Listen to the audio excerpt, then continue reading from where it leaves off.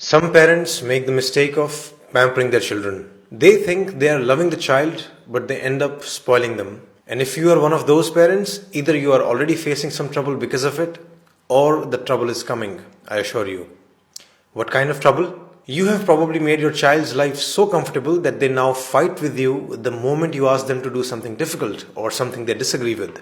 You have given them so many privileges or luxuries that they can't adjust in tougher conditions outside the home. You have perhaps been saying yes to all their demands and now they can't accept a no. They get angry and throw tantrums every time you refuse to fulfill their wish. You have maybe given them so much that they don't even value any of it.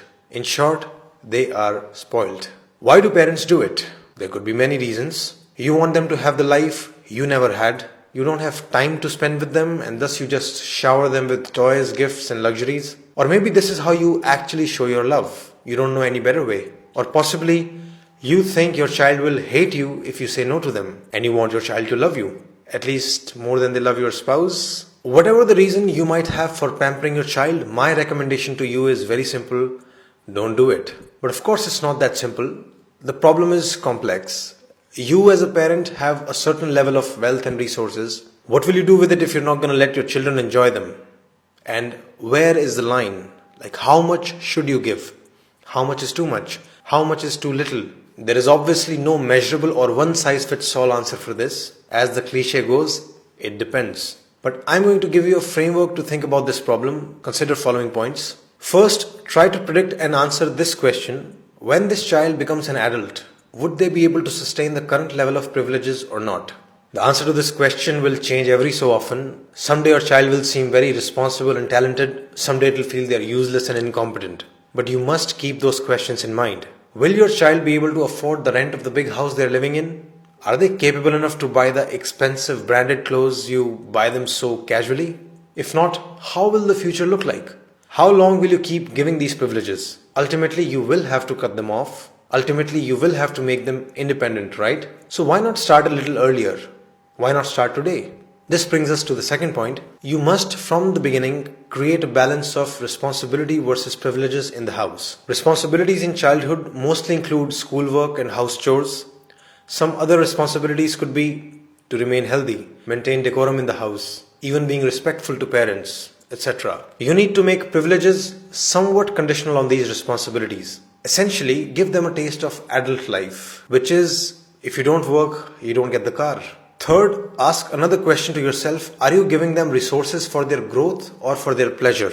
If you're spending money on your child's music classes, sports classes, books, etc., it's very different from spending money on their toys, gadgets, clothes, birthday parties. Basically, whatever you're spending on them, is it being used by the child to just have more fun, or is it being used to try out a new skill or to become better at something, to explore talents, to start a new project, etc.?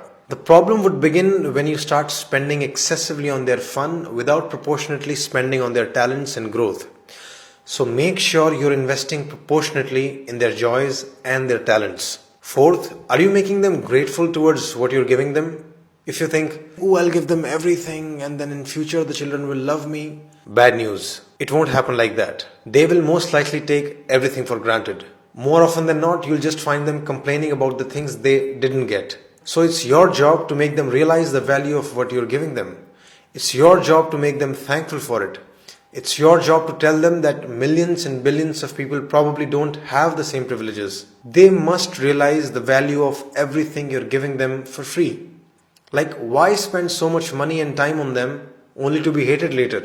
You give them everything and they grow up resenting you and not talking to you? What's the point of it all? Who did you do it for? So gratitude must be taught to them explicitly.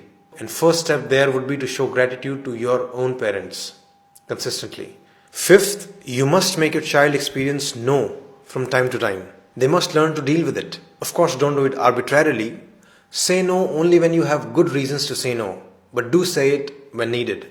The main thing here is to learn to not be afraid of the child's anger or tantrums. In fact, if they show tantrums or anger, then you'll have to become even more strict in saying no. Your goal is to make sure that they accept your no with respect. And your objective is to teach them that their anger and tantrums will never turn a no into a yes. If you get scared and say yes to avoid fighting with them, you're only making them stronger. This is basic operant conditioning. By letting their anger win, you're reinforcing their bad behavior.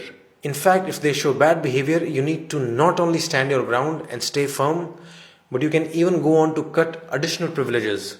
Say no to something else as well, just as a lesson to them. As a parent, you must strive to have the authority to say no and still be respected. Finally, follow the cliche because it's very true. Your time is the best gift. Children need your time, your love, your care. That's really the biggest gift. Pamper them with your time whenever you can, not with things. If you really want them to love you all your life, give them good memories with you, not just stuff which anyone can buy them. So these were my premises, and I repeat the conclusion: don't pamper your child too much. That's it.